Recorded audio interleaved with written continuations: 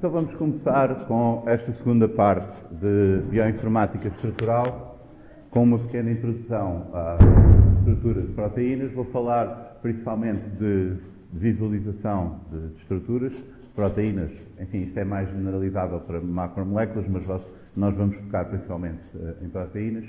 E vamos ver um pouco algumas convenções que nos vêm historicamente da representação de estruturas de proteínas e como representar essas estruturas e propriedades. E vou falar um pouco também no Protein Data Bank, que é o repositório principal onde podemos obter essas estruturas.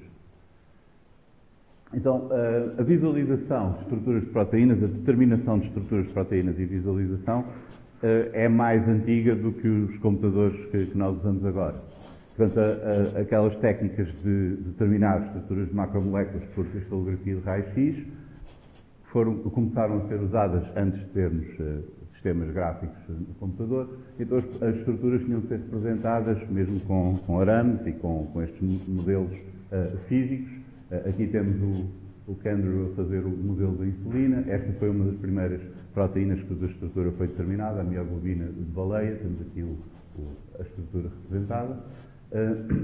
E só por volta dos meados dos anos 60 é que começaram a usar computadores para representar essas estruturas. No entanto, nesta altura, o monitor do computador, a parte gráfica, era um tubo de raios catódicos em que o feixe de eletrões desenhava os riscos na camada fluorescente do monitor.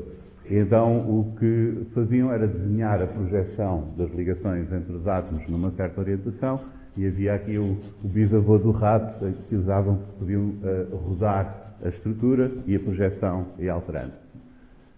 Nos anos 90, os computadores pessoais começaram a ser mais acessíveis e a ter placas gráficas com cores e assim, e aí começou a tornar-se, principalmente este primeiro programa, o RASMOL, que era gratuito, permitiu as pessoas usarem os seus computadores para fazer representação de estruturas de moléculas. O RASMOL é uma contração de Raster Molecules, e Raster é este sistema, em vez de ser por desenho vetorial como aquele sistema antigo com os tubos de raios catódicos, é aquele como tínhamos na televisão de varrimento do monitor pelo feixe, que depois, conforme acende ou apaga em cada um dos sítios das cores, vai criando brilhos diferentes naquelas três cores, verde, vermelho e azul, e assim faz aqueles pixels na imagem. Portanto, desta maneira conseguir-se representar as estruturas assim, desta forma. Neste progresso histórico, houve algumas convenções que se foram fixando para representar certos elementos das estruturas de proteína. Por exemplo, estes cartoons para a estrutura secundária, para as hélices alfa e para as folhas beta, tornou-se convencional. As hélices são aquelas espirais, as folhas são desenhadas normalmente com setas a indicar a direção da cadeia. Também o esquema de cores, este esquema CPK do Corey, Pauling e Colton, que se convencionou já antes mesmo de usar computadores para isto, para simbolizar, por exemplo, os carbonos a preto, os hidrogénios a branco, o azoto a azul, o oxigênio a vermelho e assim por diante. Portanto, há uma tabela de cores por convenção que se costuma atribuir aos elementos, e essa também vem herdada em muitos programas hoje em dia de display de moléculas. Estas são as cores por default que vocês podem encontrar. A forma também de representar os átomos, no computador inicialmente havia só aquelas linhas a representar as ligações por causa da limitação dos gráficos vetoriais. Com as placas, os sistemas gráficos mais modernos e com a representação física naqueles modelos de plástico e arame e assim, havia outras convenções, por exemplo, representar o volume ocupado normalmente pelo raio de Van der Waals dos átomos, que são este space filling, ou então este sistema em que temos uma bolinha pequena a representar o centro de cada átomo e um pauzinho a representar a ligação com outros átomos, este ball and stick. Portanto, como veem, isto são coisas que já são herdadas de quando os modelos tinham de ser feitos mesmo fisicamente com arames e plástico, e que depois continua-se a usar no computador. De qualquer forma, todas estas representações são fictícias, não é? Não só Não é apenas o problema da escala, mas se nós conseguíssemos encolher até ao tamanho de uma proteína para conseguir ver a proteína, não conseguimos ver a proteína à mesma, porque o comprimento de onda da luz é muito superior ao tamanho da proteína. Portanto, todas aquelas representações com cores, ou seja o que for, não é nada daquilo que está lá. E, além disso, a própria escala de tempo destas estruturas e o que é que está a acontecer é muito mais rápida do que nós. Principalmente porque nós somos máquinas complexas formadas por proteínas e, obviamente, a escala de tempo na qual nós funcionamos tem de ser muito mais lenta do que as peças que nos compõem. Portanto, nós representamos aquelas estruturas, mas aquilo são coisas dinâmicas, estão a oscilar muito rapidamente, às vezes mudam de forma significativamente, às vezes são só as escalas que mudam um pouco, mas não é uma coisa estática. Portanto, todas estas representações, o objetivo delas é transmitir alguma informação acerca da estrutura de uma forma que seja prática para nós e não necessariamente tentar ser realista. Portanto, nós representamos posições médias, podemos representar mobilidade com sobreposição de várias estruturas diferentes, ou então fazer animações e assim. Podemos representar atributos físicos ou químicos com, por exemplo, cores diferentes. O esquema CPK é uma forma de fazer isso. Estamos a dar cores diferentes aos átomos só para ser fácil distinguir o tipo de átomos, mas podemos também colori-los por carga, hidrofilicidade, alguma coisa que seja útil no momento. Ou então simplesmente fazer imagens para, enfim, dar asas à imaginação. Nós tivemos aqui uma exposição de estruturas de proteínas há uns anos e temos aqui alguns exemplos de renderings mais artísticos, digamos assim, por exemplo, para representar um monómero como uma nuvem para se ver melhor os grupos prostéticos ali, ou então esta era a estrutura estava montada num cubo para se poder ver de todos os lados, e assim por diante.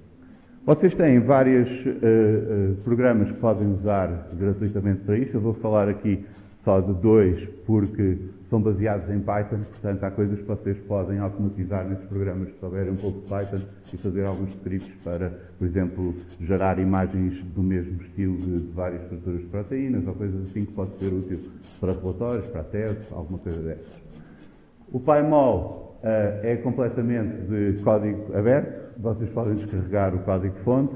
Se quiserem ter os binários, portanto, o já compilado, aquelas partes que são compiladas para ser mais prático instalar, exige que registrem lá no site, mas também é gratuito. Uma vantagem é como grande parte está baseada em Python, tem facilidade de usar o Python para automatizar. A mesma coisa com o Chimera. O Chimera não é inteiramente open source, há algumas partes que são de código fechado, no entanto é completamente livre também, vocês podem descarregar e também podem usá-lo a partir do Python. Portanto, vocês podem criar scripts em Python que usam este programa para automatizar uma data de coisas. Vocês têm também serviços online para fazer visualização. Não precisam de instalar o software necessariamente para ver as estruturas. Por exemplo, no Protein Data Bank podem ver as estruturas em 3D. Têm outros como este, por exemplo, este APBS que faz cálculos, cria uma grelha à volta da proteína para resolver o problema da projeção do campo eletrostático à volta da proteína e depois usa isso para calcular as constantes de acidez das cadeias de aminoácidos à superfície e assim vocês podem fazer contas como, por exemplo, a variação de carga da proteína com o pH ou algo desse género. Portanto, tem serviços destes que vos permitem fazer algum estudo mais aprofundado de certas propriedades da proteína. Agora, onde é que vamos buscar estas estruturas? Normalmente é no Protein Data Bank. O Protein Data Bank é o repositório principal de estruturas, não só de proteínas, mas principalmente de proteínas. A maioria está determinada por cristalografia de raio-x, existe algumas também por ressonância magnética, assim, mas principalmente é por raio-x. E o Protein Data Bank é uma colaboração de várias entidades, portanto existem vários, o repositório está espelhado em vários sítios. mas normalmente podem chegar lá pelo STSP. E isto não é today, isto é já do ano passado, hoje em dia tem mais, mas tem à volta aí de 150 mil estruturas que estão lá. O que tem lá são os ficheiros com as coordenadas dos átomos e outra informação acerca das estruturas, já vamos ver isso um pouco mais em detalhe, mas têm também, como é típico nestes serviços, ferramentas para visualização, para análise da estrutura e ligação a outras bases de dados de sequências, de domínios, de classificação de estrutura, etc. Portanto, não é apenas um repositório onde está lá a informação, mas tem interfaces com outras bases de dados e ferramentas para poderem aceder mais facilmente à informação, incluindo pesquisa por sequências, etc. O que vocês podem descarregar de lá e que será o que vocês vão usar se precisarem fazer algum trabalho com a estrutura de proteínas, serão os ficheiros com a informação da estrutura e informação adicional. Nós vamos falar neste formato original do Protein Data Bank, porque é talvez o mais prático para perceber a estrutura e é aquele mais antigo que, no fundo, será compatível com mais software. O que tem neste ficheiro, começa primeiro com um cabeçalho com informação genérica acerca da proteína que tem lá, qual é o organismo, as técnicas experimentais para determinação de estrutura, onde foi clonada, referências aos artigos relevantes e assim. E depois tem a parte mesmo com a estrutura, que são as coordenadas atómicas, a informação de qual é o resíduo a que cada átomo pertence, qual é o átomo, a identificação do átomo, etc. E também coisas como informação de estrutura secundária e as unidades biológicas daquela proteína. Já vou falar um pouco mais em detalhe sobre isto, as unidades biológicas, porque é importante por causa das técnicas como são determinadas as estruturas. Então este é um exemplo, este ficheiro no formato PDB é um ficheiro de texto, vocês podem abri-lo com um editor de texto simples, e que está estruturado tendo primeiro uma palavra-chave que indica o que é que essa linha representa, depois tem um espaço e depois as linhas podem ser de texto livre, podem ter alguns campos em sítios específicos, mas tem esta estrutura fixa que permite depois extrair facilmente informação de uma forma automática desse ficheiro. Por outro lado, também é fácil de ler por humanos, não é apenas para ser usado por máquinas. Portanto, tem aqui o nome da proteína, as referências bibliográficas, os autores e assim por diante. Tem estes comentários com detalhes sobre a técnica experimental, neste caso o tipo de feixe que foi usado na cristalografia, etc. Depois tem a informação acerca da simetria do cristal. Não sei se vocês já tiveram cristalografia. Okay, portanto, esta parte sabem o que é. Tem aqui as matrizes de rotação, os vetores de translação para a simetria do cristal e, mais importante ainda, tem esta informação sobre a unidade biológica. E agora aqui, esta é importante porque há uma diferença entre a estrutura que está no ficheiro e a estrutura da proteína no in vivo, portanto a estrutura real da proteína. Mas eu já vou falar nisto um bocadinho mais em detalhe. Depois tem informação da sequência de aminoácidos nesta proteína, grupos heteroátomos, portanto grupos que não são aminoácidos, e informação sobre a estrutura secundária também. Tem, por exemplo, aqui umas folhas beta a indicar quais são o aminoácido inicial, o final.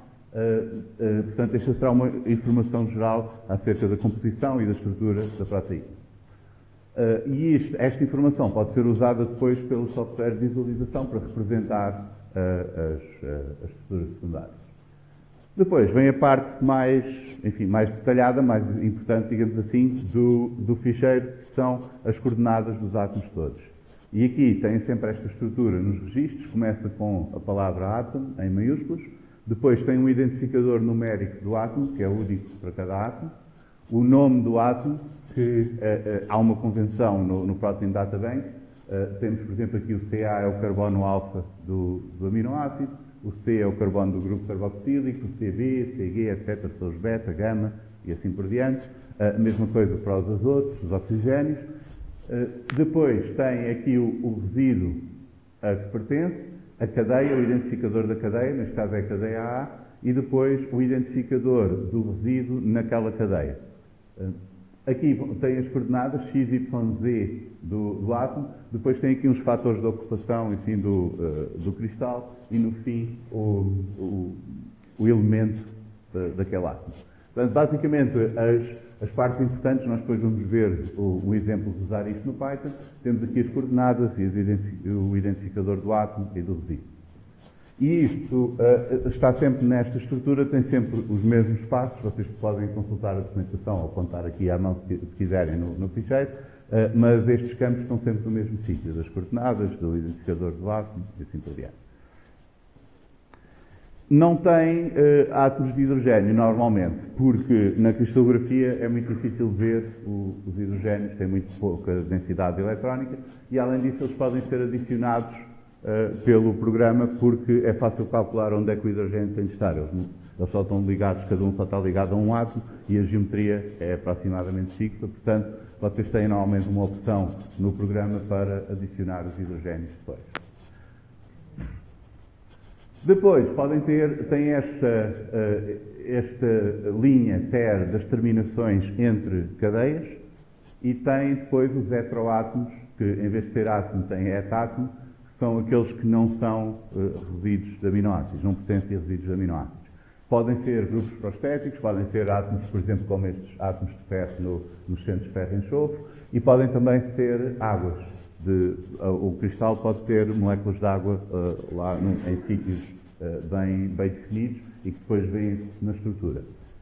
Normalmente as águas têm este nome HOH, o grupo, e são representadas só pelo oxigênio, não pelo hidrogênio, mas vocês podem ter várias moléculas de água agarradas à proteína e que são marcadas aqui. De resto, à parte de começar com esta palavra-chave diferente, etátomo, o resto é igual, as coordenadas e... Depois podem ter ligações adicionais que não são as ligações normais dentro dos resíduos de aminoácidos. Portanto, no ficheiro PDB, presume-se que o que quer que seja que vai ler este ficheiro sabe como ligar os átomos todos uns aos outros e ligar os aminoácidos na sequência, mas pode haver ligações adicionais, por exemplo, aqui entre o ferro e os enxofres das cisteínas que estão à volta, podem vir aqui marcadas no fim quais são as ligações entre este átomo e com quais é que ele está covalentemente ligado. Há outros formatos de ficheiros de estrutura que vocês podem tirar do Protein Data Bank, por exemplo, este em formato XML. O formato XML, este Extensible Markup Language, é um sistema genérico para criar sistemas de markup que têm estas etiquetas no início e no fim de cada grupo e que permitem especificar informação de uma forma hierárquica. O HTML, na verdade o XHTML, mas é uma variante do HTML, é um exemplo desta e vocês podem representar, por exemplo, parágrafos, subparágrafos, tabelas, coisas assim, mas também pode ser usado para qualquer tipo de informação que vocês queiram representar e que seja hierárquica. Por isso, vocês têm também aqui, podem descarregar a estrutura em formato XML e tem esta organização, por exemplo, tem um átomo com o identificador, as várias coordenadas, o resíduo que pertence, o nome, etc. E tem esta estrutura, portanto tem as etiquetas no início e no fim, por exemplo, esta é o início deste atom site, este é o início da coordenada, o fim da coordenada, portanto a mesma tag aparece no início e depois aparece com uma barra a indicar o fim do campo. E desta forma consegue-se aninhar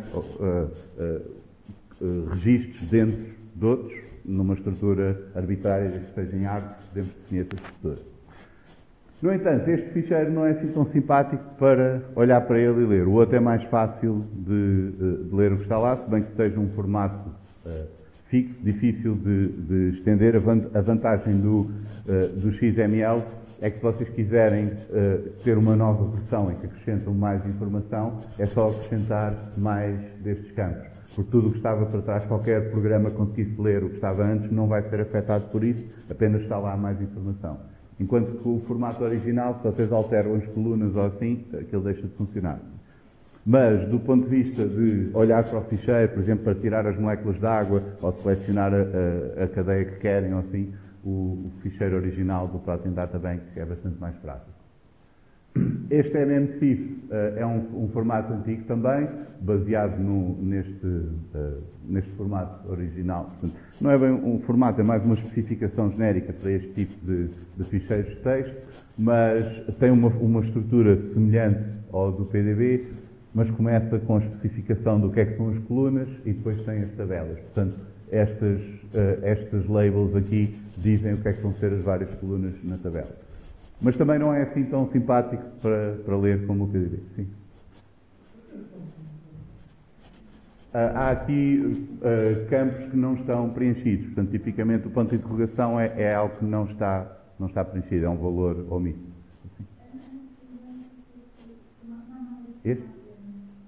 Se vocês descarregarem no Protein Data Bank tem estas opções. O primeiro que eu falei mais em detalhe é o original do Protein Data Bank. Este MMSIF também é usado por software de visualização e para ver estruturas e é simplesmente outro standard para guardar informação em ficheiros de texto. Portanto, basicamente, este é baseado neste STAR, um standard que é partilhado em programas que representam várias coisas diferentes, não é só para estruturas de proteínas, e tem este formato genérico em que primeiro pomos os nomes das colunas e depois segue-se a tabela com essas colunas. Portanto, desta maneira nós conseguimos especificar informação em tabelas, qualquer que seja a informação, não precisa de ser só por estrutura. Portanto, quer o MMC, quer este em XML, estes ficheiros que vocês podem descarregar do Protein Data Bank são baseados em standards genéricos para transmitir informação em ficheiros de texto que não são exclusivos do Protein Data Bank. São adaptados para aquele caso em particular, mas seguem um standard mais abrangente. Este ficheiro PDB é mesmo específico do Protein Data Bank, portanto aquele formato foi mesmo concebido originalmente para ter as estruturas de proteína. De qualquer forma, nós não vamos usar estes, isto é só para vocês saberem que também tem lá outros formatos e para terem ideia de que é que são. Talvez o mais importante para saberem é que todos estes formatos são ficheiros de texto, portanto vocês não são coisas como, por exemplo, se vocês abrirem um documento do Word no Notepad ou assim, não se percebe nada do que é que está lá, porque aquilo é um ficheiro comprimido com uma estrutura de pastas lá dentro e assim. Na verdade, se o descomprimirem com o zip já conseguem perceber o que está lá, mas o ficheiro mesmo, o docx, não se consegue perceber. Mas estes são acessíveis. Vocês podem abrir com um editor de texto e manipular o ficheiro, desde que respeitem a estrutura. Quando vamos ao Protein Data Bank, para ver uma estrutura em particular, temos esta página inicial com o resumo da estrutura. Vocês podem aqui ver a estrutura em 3D. Tem aqui a informação do cabeçalho, tem ligações para outras partes, outras bases de dados, aqui uma indicação da qualidade da estrutura e tem aqui as anotações do que é que são, o que é a proteína, qual é a sua classificação estrutural em várias bases de dados de classificação de estruturas. Nós vamos falar um pouco melhor nisto mais tarde. Tem aqui informação de sequências e estruturas que são semelhantes a esta. Vocês podem ver aqui, neste caso, o que é partilhado. Portanto, aqui vocês têm o DSSP é de estrutura secundária, portanto, de determinar a estrutura secundária ao longo das cadeias, e tem aqui a identificação de quais são as estruturas. Depois tem aqui a identificação em bases de dados de famílias de estruturas de vários domínios que se encontram na vossa proteína. Neste caso, como é uma proteína pequenina, só tem ali um, mas se for uma grande, podem ter vários domínios ali. E depois tem outras estruturas semelhantes, quão diferentes são desta, qual é o comprimento da sobreposição com ela, o alinhamento de sequência, portanto, este p-value é a probabilidade de, por acaso, terem aquela semelhança na sequência e assim por diante. Portanto, conseguem ter uma ideia não só daquela estrutura, mas também de como é que ela se encaixa nas famílias de estruturas parecidas. Agora, um ponto importante aqui, que aparece várias vezes, por exemplo, aqui tem Biological Assembly, nós já vimos isso no ficheiro do Protein Data Bank, e isto surge este problema porque o que nós temos guardado no ficheiro PDB é a unidade assimétrica do cristal. Portanto, é aquela estrutura mínima que, por rotações e translações, nos permite obter a célula unitária do cristal, que depois, por translação, iria dar o cristal todo, não é? Com muitos milhares de milhões de cópias daquela estrutura. Portanto, a estrutura mais pequena que é preciso guardar é esta unidade assimétrica e é isso que fica guardado no ficheiro PDB. Mas isto não corresponde necessariamente à unidade biológica. Por exemplo, neste caso, nesta estrutura 2HHB, as estruturas no Protein Data Bank têm um código alfanumérico de 4 caracteres. Inicialmente, nas mais antigas, esse código tem alguma coisa a ver com o que é a proteína. Por exemplo, aqui nesta deoxihemoglobina tinha aquele HHB que sugere a hemoglobina. Conforme começaram a acumular mais e foram perdendo aquelas combinações mais sugestivas, as mais recentes depois é simplesmente um conjunto de letras, é o que estiver disponível. Portanto, tem um conjunto de 4 dígitos ou letras e, neste caso, na 2HHB, esta estrutura em particular, a unidade assimétrica do cristal corresponde ao tetrámero da hemoglobina. Portanto, se vocês descarregarem este ficheiro PDB, ele tem a unidade biológica. Mas, por exemplo, este 1HHO, que é a oxihemoglobina humana, só está o dímero no ficheiro PDB. Porque a unidade assimétrica do cristal corresponde só ao dímero, de cada um dos dois monómeros diferentes. E depois temos aqui esta informação no Remark 350, que os autores determinaram que a unidade biológica é tetramérica, e é preciso aplicar às cadeias A e B, que são as duas que estão no ficheiro PDB, estas duas transformações.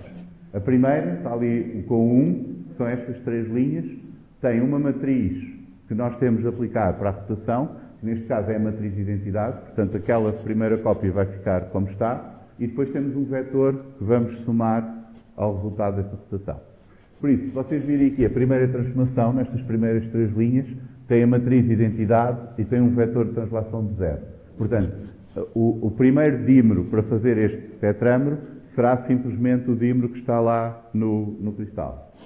O segundo tem esta rotação, tem um menos 1 aqui, um menos 1 aqui, portanto vai rodar 180 graus e não vai fazer translação, porque possivelmente já está no sítio certo em relação ao centro de coordenadas.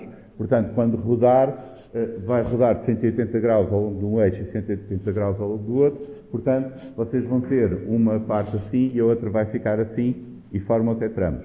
Então isto será uma cópia das duas cadeias originais que vai ficar ao lado da outra e vai formar a estrutura tetramérica da hemoglobina.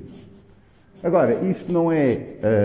vocês não vão fazer isto à mão. O software que vocês usarem terá ou a possibilidade de descarregar logo a unidade biológica, que também está depositada no Protein Data Bank, ou então de criar a unidade biológica a partir da informação que está ali. Mas é importante vocês verificarem se o ficheiro que estão a usar tem a unidade biológica ou se é preciso obter a unidade biológica para estas transformações, porque senão podem estar a usar a estrutura errada quando estão depois a trabalhar com aquela estrutura. Pode acontecer também, portanto, neste caso, a unidade assimétrica tinha parte da unidade biológica e nós recriamos a unidade biológica aplicando às mesmas cadeias várias transformações para obter várias cópias daquelas cadeias até ter todos os pedaços que precisamos para a unidade biológica. Pode também acontecer que a unidade assimétrica tenha mais do que uma unidade biológica. Pode ser que aquela unidade do cristal que nós precisamos considerar para depois criar a célula unitária, etc., seja composta por mais que uma unidade biológica, que é o caso aqui da hemoglobina de Gantt, em que esta será o que está depositado no Protein Data Bank. Portanto, tem aqui 8 monómeros, mas, na verdade, a hemoglobina é só um tetrámero.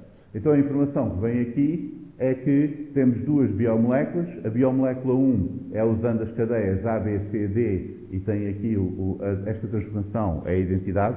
não estamos a rodar nem a fazer translação, e a biomolécula 2 é composta pelas cadeias E, F, G e H, e tem também, não é preciso fazer transformação nenhuma. Portanto, é preciso ir ver ao ficheiro, ou usar um programa que faça isso, para garantir que, se agora formos fazer alguma coisa com esta proteína, vamos buscar só uma destas 4 cadeias, ou a B, C, D, ou então a E, F, G, H, mas isso é que será uma estrutura correspondente à hemoglobina do ganso, e não isto tudo junto, porque isto são 2 cópias da hemoglobina. Se vocês repararem também, muitas vezes aparece este software Use PISA, que é o software usado para identificar, com base na unidade assimétrica do cristal, o que é a unidade biológica. Este PISA é o acrónimo para Protein Interfaces, Surfaces and Assembly, e é usado para determinar a estrutura quaternária daquela proteína, com base na unidade assimétrica do cristal. Nós vamos, daqui a umas semanas, falar do problema de docking, a partir de monómeros, tentar ver como é que eles se juntam para formar um complexo. Mas no caso dos cristais, nós não temos de pesquisar quais é que são as maneiras de encaixar, porque elas já estão lá encaixadas. Agora, o que pode acontecer é que, como a unidade assimétrica não corresponde necessariamente à unidade biológica, nós podemos ter interfaces, ter contactos entre monómeros que estão lá por causa da cristalização, que não são biologicamente relevantes, mas é só porque estamos a empacotar as proteínas todas. Além disso, olhando para a unidade assimétrica, faltam ali muitos contactos, que são os que obtemos quando depois calculamos a célula unitária e quando repetimos essa célula unitária no cristal. Portanto, vocês têm de se lembrar que no cristal as proteínas estão todas empacotadas umas em cima das outras, não é? Estão todas em contacto, e agora o que este programa tenta fazer é distinguir entre aquelas interfaces que são biologicamente relevantes, que a proteína ainda deve ter mesmo quando não está no cristal, ou aqueles contactos que estão lá só porque as empacotamos todas para fazer o cristal. Então o que faz é olhar para considerar todos os contactos possíveis, não só os que estão na unidade assimétrica, mas também os resultantes de aplicar aquelas operações de simetria que nós vimos acerca do cristal, portanto, como é que só tem a célula unitária e depois a simetria do cristal em si. E este programa vai considerar as ligações ou a interação naquelas interfaces. Portanto, vai considerar os pontos de hidrogênio que podem ser formadas naquelas interfaces. Portanto, pontos de hidrogênio tipicamente são ligações bastante fortes, porque o hidrogênio está a ser partilhado por 2 átomos e são relativamente comuns. No entanto, como também são formadas com a água, há pouca diferença de entalpia entre ter aquela região da proteína exposta ao solvente ou então tê-la encaixada na interface com outra proteína. Depois, há estes pontos salinas, que são basicamente sítios onde temos uma carga positiva de um lado, uma carga negativa do outro, e então há uma atração forte. São relativamente fortes, mas são também relativamente raros, é difícil haver esse emparelhamento. E as pontes de sulfureto, estas são raras e são bastante indicativas de uma interface biológica, que é quando temos 2 cisteínas e o enxofre liga-se covalentemente. Aí ficam mesmo agarradas aquelas proteínas. Depois, além deste cálculo da entalpia, olhando para todos estes contributos para a entalpia da interface, é preciso estimar também a entropia, porque a energia livre da associação daqueles monómeros vai depender quer da entalpia, quer da entropia.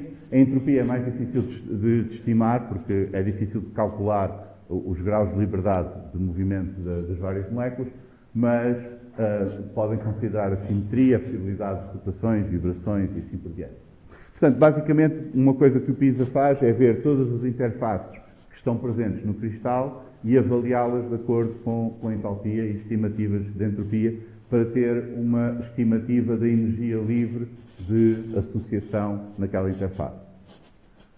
Depois, vai considerar o grafo das interfaces, portanto, todas aquelas interfaces, e ver quais são as que se pode ligar, pode desligar. Portanto, se tivermos n interfaces destas, temos 2 elevado a n combinações. E vendo como esse espaço é bastante grande, vai cortando algumas possibilidades. Por exemplo, interfaces que sejam muito fracas, portanto, a energia livre, as estimativas pode logo cortar várias combinações como não sendo plausíveis. Caminhos de dissociação, portanto, se temos um conjunto de interfaces, mas que é fácil ir desfazendo por um certo caminho, por uma certa combinação de interfaces, isso quer dizer que aquele conjunto de contactos seria instável e o conjunto, aquela forma de associar os monómeros, aquela estrutura quaternária, facilmente se iria desfazer. Portanto, considerando essas combinações de interfaces, a energia livre estimada para cada uma delas, o programa vai procurar as combinações de interfaces que seriam mais estáveis e mais plausíveis. Há aqui algumas heurísticas também que segue, portanto vai preferir oligómeros maiores, portanto conjuntos maiores do que mais pequenos, preferir aqueles que ocorrem só uma vez, há só uma maneira de os montar, aquele conjunto de interfaces, estáveis e assim por diante. Portanto, basicamente o que temos aqui é um programa que vai olhar para todos os contactos possíveis naquele cristal e tentar ver qual é o conjunto de contactos que resulta numa estrutura grande, estável, que não se desmancha facilmente e que está autocontida. Portanto, porque nós não podemos ter contactos que depois se iriam repetindo infinitamente no cristal, porque isso já não era um oligómero, já seria um polímero, uma coisa assim. Portanto, vai procurar esses conjuntos de contactos e propor esse oligómero como uma unidade biológica. Isto não é igual ao docking de proteínas, porque não tem aquela parte de pesquisa em que é preciso rodar uma em relação à outra para ver onde é que encaixa, mas tem algumas semelhanças, porque é preciso também avaliar aquelas interfaces. Portanto, basicamente, é um problema parecido, mas com um espaço de pesquisa bastante diferente, porque vai considerar apenas as interfaces que já estão lá no cristal. Portanto, resumindo esta parte da estrutura, nós vimos algumas convenções de visualização. Lembrem-se que vem bastante do que nós usamos nestas convenções, já vem de trás, antes até de haver computadores. E vimos o Protein Data Bank, o formato, alguns formatos que vocês podem usar. Aquele PDB, o formato PDB original, é talvez o mais simpático se vocês quiserem editar o texto. A mensagem mais importante aqui é que aquilo são mesmo ficheiros de texto. Portanto, se vocês conhecerem o formato, souberem como é que aquilo está estruturado, podem fazer coisas como eliminar as moléculas de água ou usar só uma parte da estrutura ou alguma coisa dessas, simplesmente editando o ficheiro de texto e apagando o que não interessa. No Structural Bioinformatics, o capítulo 3 é sobre esta parte. Estas secções 323, 324 são da aula já a seguir, portanto, enfim, depois podem ler tudo. O capítulo 2 é sobre a estrutura de proteínas, portanto, em princípio, com o vosso background não será necessário lerem esse, mas se quiserem ver alguma coisa, é mesmo só o básico dos aminoácidos, das ligações peptídicas e assim. Portanto, o 3 é o que começa mesmo na parte mais bioinformática.